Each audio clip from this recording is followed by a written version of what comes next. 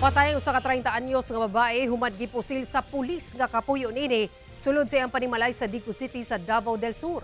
Sa impormasyon gikan sa Digo City Police Station nga nakuha sa GMA Superradyo Davao, napalgang patay ang babae sa panimalay niini sa Purok 11 Bonifacio Bataan Street sa Barangay Zone 3 sa Digo City sa Davao del Sur, Domingo sa gabi.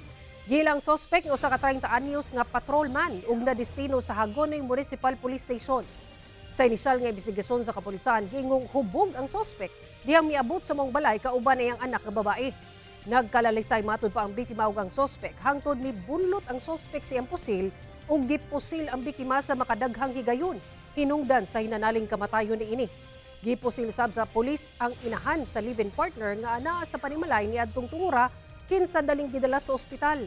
Misulay og sibat ang sospek human sa pagpamusil apan naabtan sa kapulisan. Na-recover sa crime scene ang napulo ka balinis ug 7 ka basyo sa bala ug nakatakdang ipailawom sa ballistic examination. Padayon na investigasyon ug pagsuta sa motibo sa krimen. Gikusudiya sa Digo City Police Station ang sospek nga ginakuhaan pa og pahayag. Kasuhan kini og homicide ug frustrated homicide. Ginakuhaan pa sa og pahayag ang kabanay sa biktima.